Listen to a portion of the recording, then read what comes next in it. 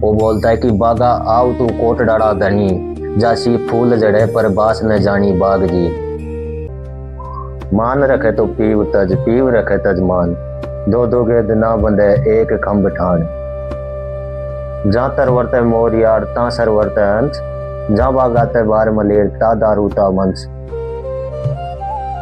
मारवाड़ का राजा तो उस टाइम का भाई साहब मालदेव सिंघम हुआ करता था। अब आसपास के सारे राज्य जीत रखे थे, इधर बीकानेर जालोर उधर आसपास के सारे राज्य जीत रखा था।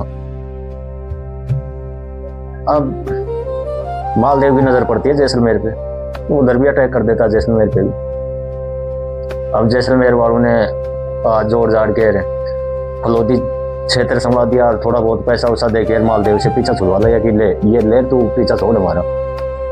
अब ऐसा मालदेव तब तो पैसे वैसे लेके वापस आ जाता है मारवाड़। अब जैसलमेर वाले सोचते हैं कि ये क्या गारंटी है कि मालदेव एक बार पैसा लेकर वो क्षेत्र लेकर अब वापस अटैक नहीं करेगा, तो उसका तो कुछ ना कुछ परमानेंट इलाज होना चाहिए ना। अब तो बोले परमानेंट इलाज क्या होगा, बोले युद्ध करेंगे। बोले जानता था वो मारवाड़ का इस पर टाइम पर सबसे शक्तिशाली राजा आसपास का, वो परमानेंट इलाज कर देगा अपना। तो बोले क्या किया जाए फिर, तो जैसलमेर का राजा था लोनकरण, तो उसकी पुत्री थी उमादेव। तो सोचते हैं कि दो चार आसपास वाले मंत्री थे, बोलते हैं कि क्यों ना अपन उमादेव का विवाह कर देते हैं मालदेव के साथ में, तो अपना पीछा भी छूट जाएगा, क्योंकि अपने को उमादेव की शादी भी करनी है और इधर जैसलमेर का भी पीछा छूट जाएगा, दोबारा से अटैक भी नहीं करेगा, क्योंकि एक पन दो काज हो जाएंगे। इधर जमाई बन जाएगा तो जैसलमेर पे अटैक नहीं करेगा और उधर उमादेव की भी शादी कर देना, क्योंकि लोनकरण भी लड़का ढूंढ रहे थे उमादेव के लिए। तो बोले इससे अच्छा राजा कौन हो सकता, उस टाइम का सबसे शक्तिशाली हिंदू राजा था वो था मालदेव।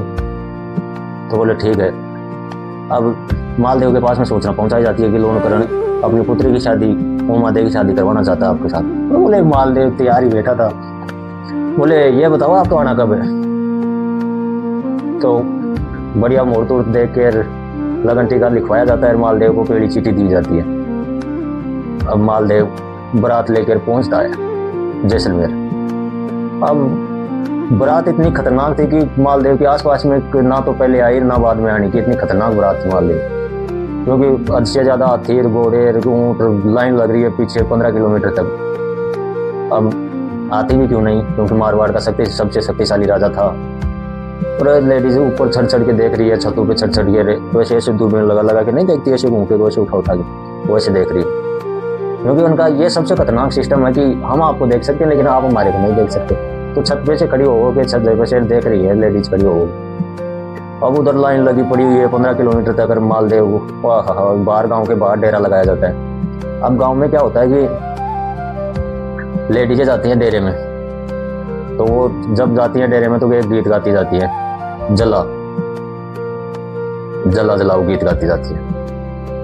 और इधर मिल जाती तो वो उमादेव आके बताती है कि वाह तेरी जो बारात आई है वो इतनी खतरनाक है कि आज तक बारात ना आई ना आने की। और मालदेव भी सज धज गए, इतने खतरनाक दूल्हे लग रहे हैं कि आसपास में कोई नहीं होगा उसके समान। तो उमादेव के भी मन में विचार होता है, लेकिन दुल्हन का पाबंदी होती है सबसे खतरनाक, कि ना वो बाहर जा सकती, ना पहले शादी से तो फिर उसे पहले अपने होने वाले पति से मिल सकती है। तो सोचती है कि क्यों ना अपने राजमहल के ऊपर चढ़ के देखते हैं कि देखिए अपने को भी तो देखना चाहिए कैसी बारात है, क्या है, क्योंकि ये तो झूठी बोल रही है या सच में ऐसा कुछ है। तो उमादेव बारात देखने के लिए, क्योंकि सबसे ऊपर किला सबसे ऊंचा होता है, तो उधर सब दिख जाएगा, डेरा उरा सब कुछ दिख जाएगा। अब डेरे देखने के लिए उमादेव जाती है, छत पे जाती है। अब जैसे ही बाहर निकल कर सीढ़ियों में चढ़ती है तो सीढ़ियों के पास वाला कमरा था, तो उसमें जोर जोर से यानी झगड़ा हो रहा था, जोर जोर से आवाज आ रही है। तो उमादेव देखती है कि ये शुभ घड़ी में झगड़ा क्यों हो रहा है, तो वो कान लगा के सुनती है। तो उमादेव की मम्मी पापा दोनों झगड़ रहे थे। उधर उमादेव लोनकरण बोल रहा है कि आ जाने दे मालदेव को, आज फेरों में ही मारूंगा उसको।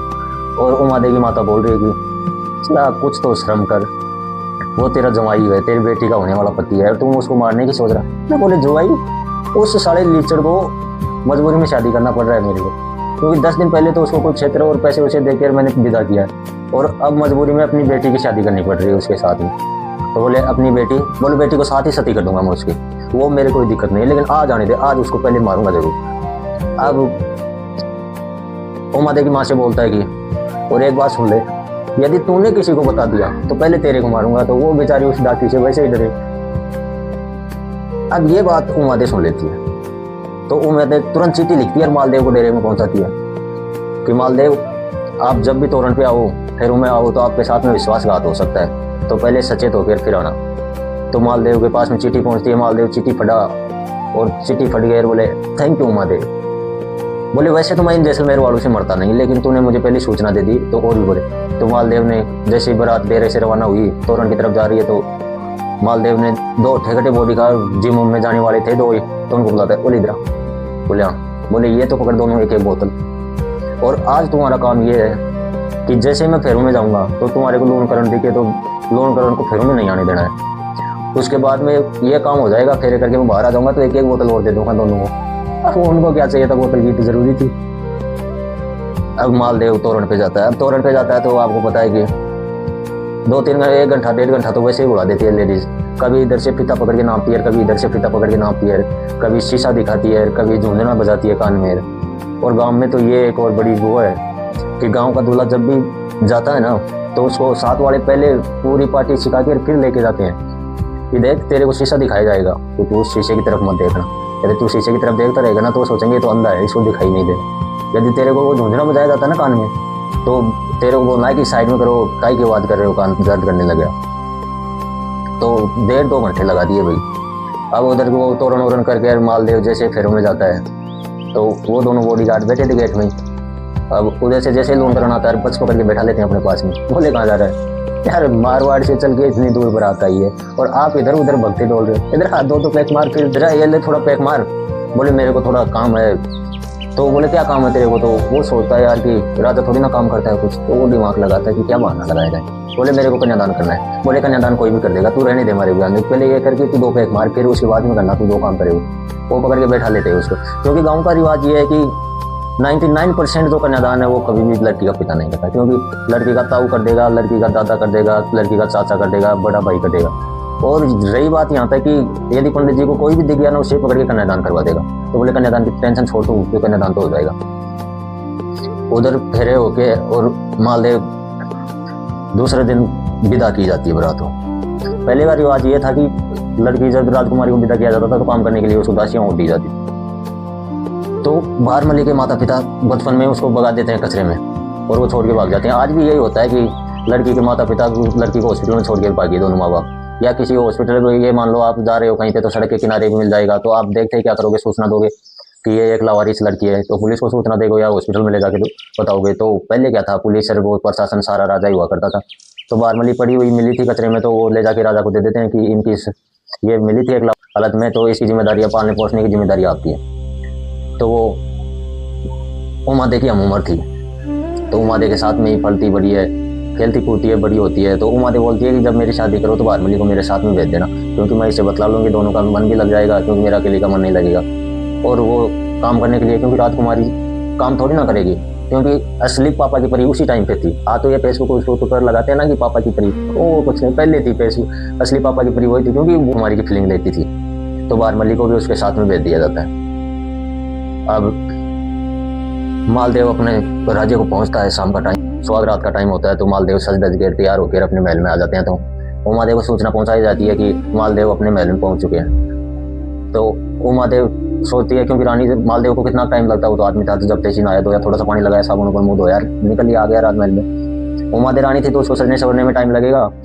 तो उमादेव पास में बैठी थी बारमली सज धज के, तो उसको बोलती है कि जा तू राजा को बोलना अभी जाके कि रानी को भी थोड़ा टाइम लगेगा। अब बारमली जाती है तो मालदेव थोड़े नशे में टलते, तो जैसे ही गई तो बारमली सुंदर थी, मालदेव नशे में थे। अब इस बात का पता चलता है उमादेव को। अरे बोले लीचड़, तेरे से 10 मिनट वेट नहीं हुआ तो मैं इस इंसान के साथ अपनी जिंदगी नहीं बिता सकती।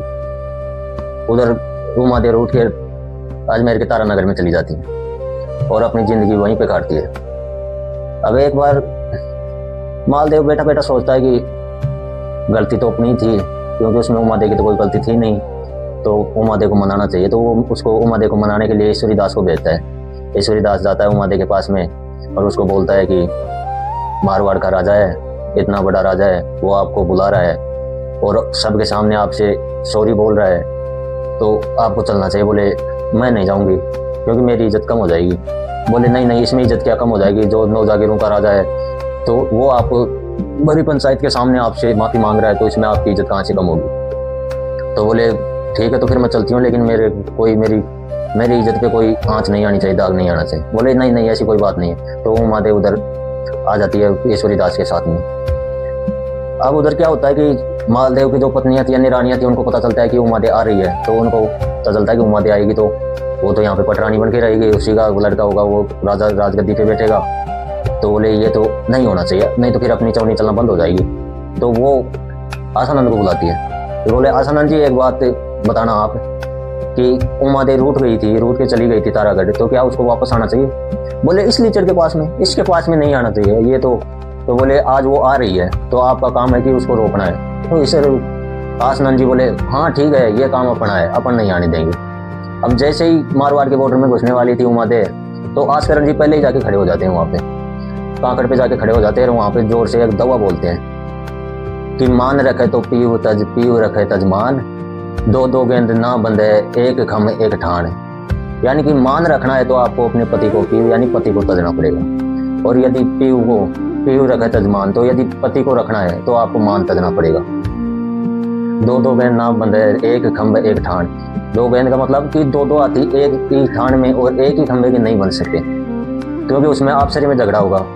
और जो आपकी आज वो इज्जत हो रही है मारवाड़ में कि उमादे रानी मालदेव की थोड़ी सी गलती के कारण वो उसको छोड़ के चली गई और उसके समान कोई धरती पे दूसरी वो नहीं है रानी, तो जो आपकी आज इज्जत हो रही है वो कभी नहीं होगी आपकी इज्जत। तो ये बात सुनती है तो उमादे के तन बदन में आग लगती है यानी जलन होती है, और उमादे वहीं से वापस निकल जाती है। उसके बाद में केलवा चली जाती है जहाँ पे उसका ननियाल था, वहीं पे रहती है, और एक लड़के को राजकुमार को गोद ले लेती है, जो छोटी रानियों का राजकुमार था राम सिंह, उसको गोद ले लेती है, अपनी जीवित जिंदगी वहीं पे रहती है। फिर जैसे ही उसको सूचना मिलती है कि मालदेव की मृत्यु हो गई, तो मालदेव की पगड़ी के साथ में सती हो जाती है। ये तो कहानी थी उमादे की।